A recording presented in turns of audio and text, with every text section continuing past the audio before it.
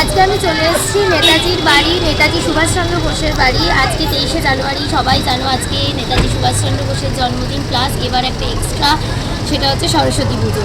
তাই আজকে আমি চলে এসেছি নেতাজি সুভাষচন্দ্রের বাড়িতে, প্রথম আসলাম আর কি। সবটাই তোমাদের ভিডিওতে তোমরা দেখতে পাবে যে কিভাবে আসলাম, কটা থেকে কটা খোলা থাকে, কত টিকিট, সবটাই তোমরা পুরো ভিডিওটা দেখলেই জানতে পারবে। তোমরা সবাই দেখতেই পেলে আমি কালকে চলে গেছিলাম নেতাজির বাড়িতে। কালকে সবাই জানো 23শে জানুয়ারি ছিল নেতাজি সুভাষচন্দ্র বোসের জন্মদিন প্লাস সরস্বতী পূজা। আমরা চলে গেছিলাম নেতাজি সুভাষচন্দ্র বসুর এলগিন রোডের বাড়িতে। এটা তোমরা কিভাবে যাবে বলে দিচ্ছি। এটা তোমরা যে কোনো জায়গা থেকে মেট্রো ধরে রবীন্দ্র সদন মেট্রোতে নামবে, তারপর এক্সাইড মোড়ের পাশ থেকে পিজির রাস্তা ধরে 10 মিনিট মতো হেঁটে গেলেই তোমরা পেয়ে যাবে এলগিন রোডেই নেতাজি সুভাষচন্দ্র বসুর বাড়ি। বা তোমরা গুগল ম্যাপ ইউজ করেও রবীন্দ্র সদনের পর থেকে যেতে পারো।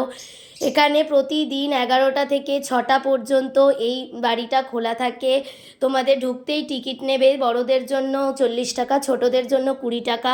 পরে আবার ওনার মিউজিয়াম দেখার জন্য টিকিট নেবে, বড়দের জন্য 50 টাকা, ছোটদের জন্য 20 টাকা। প্রথমেই ঢুকেই দেখো, এইটা হচ্ছে নেতাজি সুভাষচন্দ্র বসুর গাড়ি, এই গাড়িতেই তিনি চড়তেন। তারপরে আমরা চলে গেছিলাম ওপরে। ওপরে দুটো মিউজিয়াম আছে, মিউজিয়াম দুটোই হলো মানে দেখতে 50 টাকা করে টিকিট লাগে, বা ছোটোদের 20 টাকা করে। এই মিউজিয়ামে ফটো তোলা অ্যালাউ ছিল না বলে তোমাদের ভেতরটা দেখাতে পারিনি। ওখানে ছিল নেতাজি সুভাষচন্দ্র বসুর বিভিন্ন রকমের ফটো, ওনার বিভিন্ন ব্যবহৃত জিনিস যেমন খাট, আলমারি, এইসব ছিল। ওনার ভাইয়ের, ওনার বাবার, এদের খাট আলমারি ছিল। তারপরে ওনার বিভিন্ন মানে উপহার পাওয়া জিনিস ছিল, তাছাড়া জামা কাপড় ছিল, ওনার বিভিন্ন জায়গায় তোলা ফটো ছিল। সেগুলো সব তোমরা মিউজিয়ামে দেখতে পারবে। এটাই হচ্ছে ওপরে মিউজিয়ামের একটা বারান্দা টাইপের।